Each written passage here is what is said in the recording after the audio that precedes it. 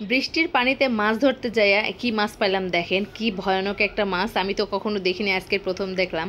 আসসালামু আলাইকুম, কেমন আছেন আপনারা সবাই? আশা করি সবাই ভালো আছেন। প্রায় মাসখানেক ধরে বৃষ্টি হইতেই আছে, থামার কোনো নাম নাই, বাড়ি থেকে বের হওয়া যাইতেছে না। তো আজকে আমার ছেলে বলতেছে যে আজকে একটু বাইরে যাবে, খুবই বাহানা করতেছিল। তো শুনলাম যে সবাই মাছও ধরতেছে, তো আমি আমার বাচ্চাদের নিয়ে সবাইকে নিয়ে বের হয়ে চলে গেলাম। আর আমার ছোট একটা দেবর মাছ ধরতেছিল, মানে এই পাশে ধরা হয়ে গেছে, অন্য এক পাশে যাইতেছিল। তো যাই হোক, আমরা তো পানি দেখতে চলে আসছি। আর আমার ছেলে আর আমার দেবরের মেয়েটা এত খুশি হয়েছে পানি দেখে। আর এটা আমাদের পথ, মানে রাস্তায় এই দিক দিয়ে আমরা যাওয়া আসা করি, রাস্তাটা একদম ডুবে গেছে।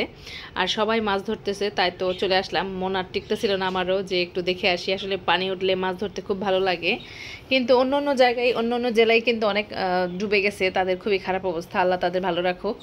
তো ছেলেকে নিয়ে বের হয়ে গেছি আজকে। কয়েকদিন ধরে ওর মানে চাচ্ছিল যে বৃষ্টিতে পানি দেখবে, মানে ও ভাবে যে এটা হচ্ছে কক্সবাজারের সাগর পার। এটা শুনে কেউ হাসবেন না, এটা আমার ছেলের কাছে মনে হয় যে এটা কক্সবাজারের সাগর পার, কারণ ও কিছুদিন আগে সাগর পাড়ে গেছিল, তাই এরকম পানি দেখলেই বলে যে সাগর পাড়ে এসে আমার মাতাল মাতাল লাগে, মানে গানটা গাই।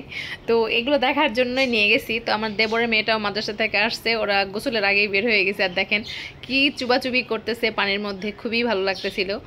আর আমার প্রতিবেশী যে ভাসুরের ছেলেরা এই যে মশারি পাইতে দিছে মাছ ধরার জন্যে। তো ওর মধ্যে পুঁটি মাছ, অনেক ছোট ছোট মাছও আটকাইছে। তো সেগুলো এই পলিথিনে নিচ্ছিল আর কি, পলিতে উঠাবে। আর ওইখানে কি একটা জাল, ধর্মজাল বলে এটাকে, এটা পাচ্ছে, এটার মধ্যে মাছ আসতেছে দুই একটা করে, সেটা উঠাচ্ছে। তো আসলে এগুলো জায়গায় কিন্তু মাছ টাছ হয় না। এই বৃষ্টির সিজন আসলে, অনেক বেশি বৃষ্টি হলে তখন সবাই আনন্দ করে এভাবে মাছ ধরে। ওই পাশে দুই একজন মাছ মানে ধরার জন্য বসে আছে, ছোট ছোট মশারি, ছোট ছোট জাল, নেট সব কিছু দিয়ে মাছ ধরতেছে, খুবই ভালো লাগলো। আর হাঁসগুলোও খুব সুন্দর করে গোসল করতেছিল, মাছ খাইতেছিল, দেখতেছিলাম। তো আমার ছেলেটা খুব খুশি হয়েছে, আমার ছেলেটা এত আনন্দ পাইতেছিল, ও ইচ্ছা করে করে মানে পানিতে গোসল করতেছিল আর কি।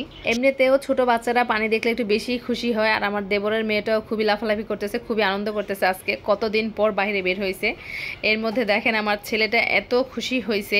তারপরে আমিও আশেপাশে দুই একটা মাছ দেখতেছিলাম যে সবার মতো আমিও দুই একটা মাছ পাই কিনা। আমার সাথে সাথে আমার ছেলেটাও খুঁজতেছে যে মাছ আছে নাকি দেখেন। তারপরে আমি একটা ছোট্ট টাকি মাছ পাই গেলাম। এই তো টাকি মাছটা ঘাসের উপরে পানি খাইতেছিল, মানে প্রচুর পানি উঠছে।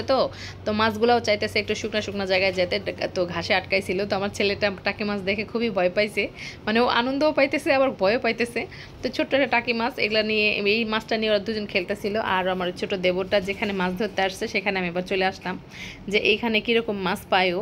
তো এখানে ওই যে ঠেলা জাল দিয়ে অনেক কয়েকটা চিংড়ি মাছ পাইছে, অনেকগুলো মাছ পাইছে। তো দেখার অপেক্ষায় বসে আছি আমি, আমার ছেলে তো বাড়িতে যাইতেই চাইতেছে না। ও বলতেছে আম্মু সুইমিং পুল থেকে আমি যাব না, এটা ওর কাছে সুইমিং পুল মনে হইতেছে, কখনো সাগর পার বলতেছে। ওর খুবই আনন্দ লাগছে। আমি কি আনন্দ পাইছি তার থেকে বেশি আমার ছেলেটা আনন্দ করছে আজকে। তো মাছটা দেখাইলো, এই তো একটা পাঙ্গাস মাছের ছোট্ট বাচ্চা পাইছে। পাঙ্গাস মাছের বাচ্চাটা কিন্তু খুব সুন্দর দেখতে, দেখেন একদম। এটা অনেক বড় হইতো, আসলে আশেপাশে হয়তো অনেক জায়গায় পাঙ্গাস মাছ চাষ করে, সেখান থেকে উঠে আসছে। মাছটা কিন্তু অনেক সুন্দর। আর পাঙ্গাস মাছ বড়গুলো ভালো লাগে, ছোট পাঙ্গাস মাছগুলো সুন্দর না। আর এই ছোট মাছগুলো অনেক সুন্দর হয়েছে, অনেক ভালো লাগছে। তো মাছগুলো নিয়ে এখন আমরা চলে যাব।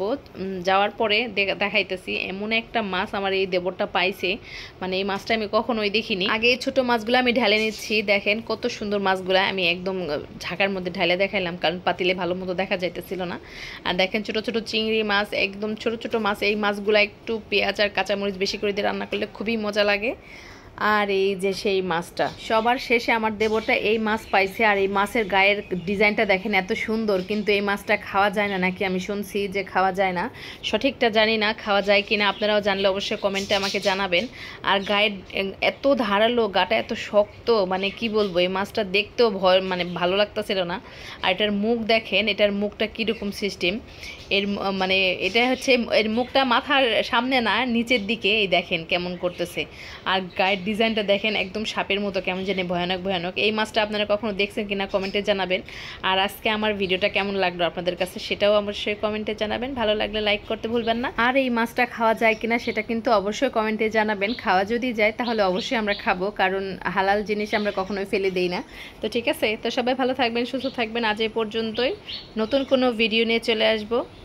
আল্লাহ হাফেজ, আসসালামু আলাইকুম।